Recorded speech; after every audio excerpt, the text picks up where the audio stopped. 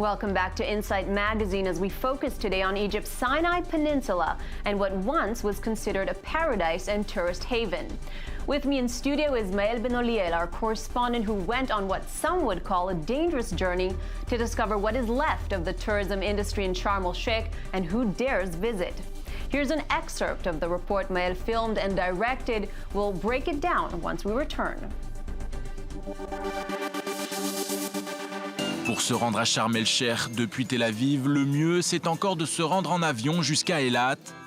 45 minutes de vol et 15 minutes de taxi plus tard, et la petite famille s'apprête déjà à passer le poste frontière qui sépare Israël de l'Égypte. Il est 11h du matin, Anna, Yehiel et leurs 4 enfants sont en Égypte. L'aventure peut commencer à quelques centaines de kilomètres seulement du groupe djihadiste. Maël, you traveled with the Waknin family to Sharm el-Sheikh at a very unusual time for Israelis to be traveling, with the Israeli ministry advising against travel to Egypt and Sinai specifically. What did it feel like crossing the border? Well, I felt pretty shaker, I will say. I found it interesting to follow this family and this Yehiel, father of 4 children. And you know, I just follow him into his journey in Sharm el-Sheikh. Now, was it hard to cross the border? What kind of procedures were there crossing? Was there anyone stopping, anyone warning on the Israeli side, on the Egyptian side, or was it just a free kind of passage? Crossing the border in Taba is pretty much simple. You came from Eilat, and in a few minutes you are already in Egypt. You have to pay a visa, a tourist one. And then from Taba to Sharm el-Sheikh, it's like 3 hours by car, and you have a lot of checkpoints in between, and so you pretty much feel secure, you know. So those checkpoints gave you a sense of security, and I understand from your report that many of the resorts, if not all, have security and are guarded themselves. You yourself felt safe there? Yeah, pretty much. When if you stay into the resort, so I mean, it's like it's only about tourists and security staff, so you are very in a safe position. But if you try to go outside the resort, outside the hotel, then you can see people and security as well. But I would say to our audience that if they go to Sinai, they should stay into the resort, and then they will be safe. Into resort, and maybe not travel up north, where we know is the haven of the Islamic State. We'll talk more about your time there, but first, we want to look at Egypt, at Sinai, from another direction, from Israel. So let's take a look at the border from the Israeli side. This next report by Maxime Perez.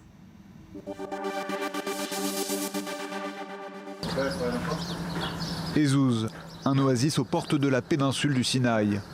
Une quinzaine de familles résident dans ce village coupé du monde, réputé pour sa vue imprenable sur le désert du Negev. Une vie paisible que les combats en Égypte sont venus perturber. En attendant les touristes, c'est l'armée israélienne qui a pris ses quartiers à Ezouz. Pas de quoi changer les habitudes d'Ourik Fir, l'un des patrons. Maël, we know that on the Israeli side of the border, there's a lot of military cooperation, but yet the communities next to the border and also the same area that connects Gaza, Egypt, and Israel is very much on alert, and rightly so. I would say ever since Operation Protective Edge, that area has never returned to feeling fully calm. Now, looking and you taking us into Sharm el-Sheikh, what are the residents feeling inside there? Are they feeling the same insecurity the Israelis are feeling on the other side?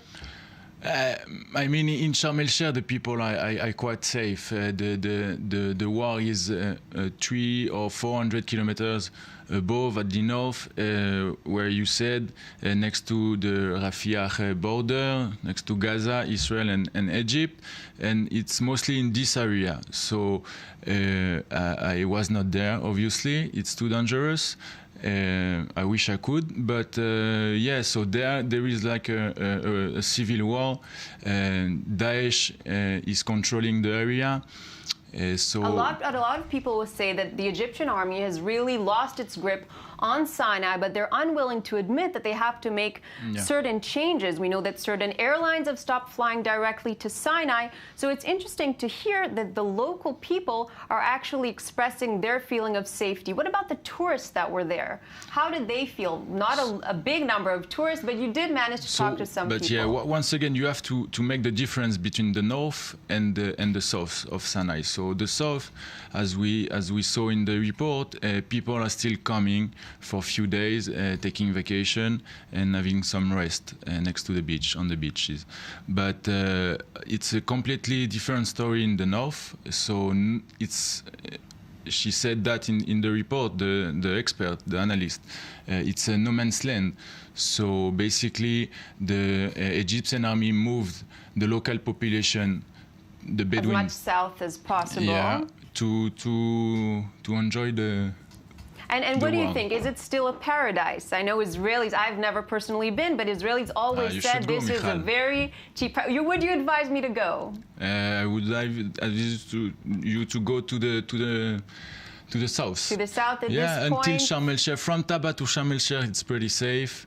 Yeah, you can Although go also in your report, you mentioned that the locals said that despite the very high security guarding the different sites, if there was a commando of IS, they could wipe them out within minutes. Yeah, but you know, like it's happening in Paris or Brussels, you know, you never know when it could happen, and even if there is the army in place and in position. And here's another question for you. Yeah, the Egyptian foreign ministry said they have to change their image in order to attract the tourists back and to save what's really becoming a dying economy in this respect. Do you think it is a matter of image? Because as we saw, Europe has suffered the same sort of bombings. But these incidents in areas in the Middle East, like Egypt, like Tunisia, are really scaring the tourists away by the load. And they're just saying it's not worth the risk. I mean, from what I know, the Egyptian authorities and the army are doing their best to secure the people there and the tourists as well, because they need the money of the tourism. So yes. So final short question. Yeah. It's worth the risk. You would go, and you would Definitely. suggest for everyone else to go. Yeah. Worth the risk, despite Daesh country being just a few hours north. Mael Ben Oliel, thank you very much for joining us and for this report. Unfortunately, that's all the time we have today for Insight. Join us again next week, same time. We'll be waiting.